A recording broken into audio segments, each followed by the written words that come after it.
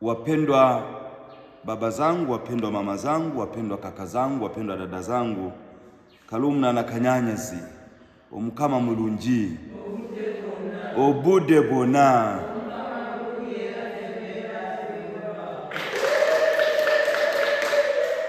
Wazo letu fupi, unapoyakabili yaliyoshindikana, muombe Mtakatifu Yuda Tadei akuombee.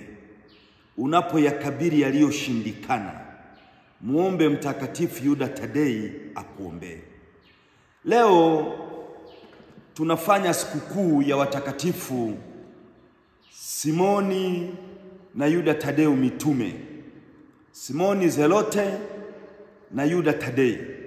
Anaitwa Yuda Tadei. Tadei ile inasisitizwa kumtofautisha na ambaye si mtakatifu, Yuda Iskarioti. Huyu ni Yuda Tadeu, yule ni Yuda Iskarioti aliyemuuza Yesu kwa vipande 30. Unapoyakabili yaliyoshindikana, muombe Mtakatifu Yuda Tadeu akuombee. Kama una jambo limeshindikana katika maisha yako, upere umepata mkunaji. Kuna mwandishi maarufu wa vitabu anaitwa John Cressy kutoka Uingereza.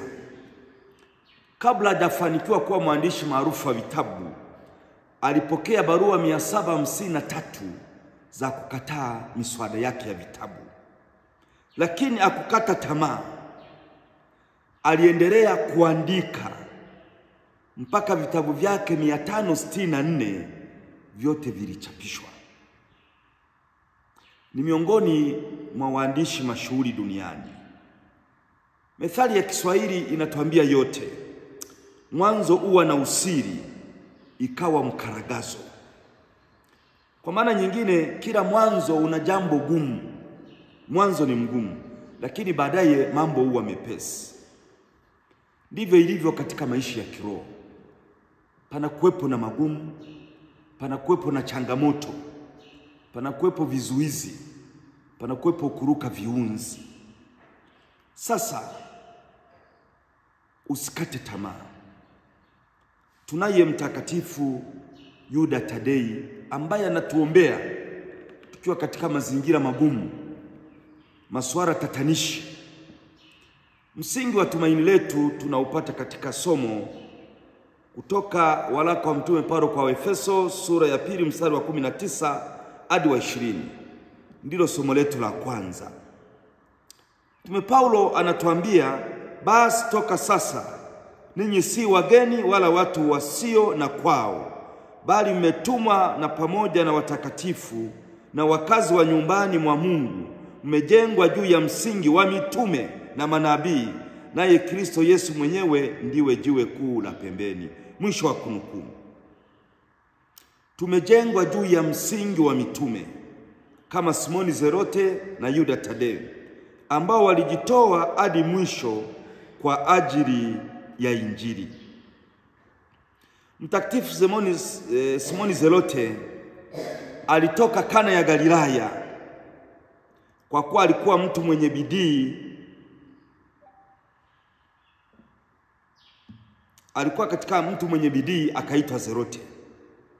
Mtakatifu Yuda Tadeu alikuwa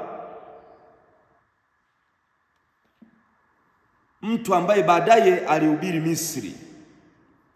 Huyu mtakatifu anajulikana kwa maombezi yake, kuombea watu wenye shida. Na kuna sala ya Mtakatifu Yuda Tadeu, naomba tuitumie sana katika maisha yetu. Hawa ni watakatifu mitume wa maombezi. Mtakatifu Yuda Tadeu alikuwa mmoja wa mitume wa Yesu. Wakati wa karamu ya mwisho alimuuliza Yesu, kwa nini unajidhihirisha kwetu wala si kwa ulimwengu? Yohana sura ya 14 mstari wa 22. Anajulikana sana kama mtakatifu wa mambo yaliyoshindikana, mlinzi wa waliokata tamaa na wasio na matumaini. Anaitwa mtetezi wa waliopoteza matumaini kwa sababu anasaidia pale ambapo binadamu hawaoni njia. Kama umefika mahali ambapo huoni njia, muombe Mtakatifu Yuda Tadei akuombee. Uoni njia katika biashara yako, muombe Mtakatifu Yuda Tadeo akuombee. Uoni njia katika malezi ya watoto, muombe Mtakatifu Yuda Tadeo akuombee.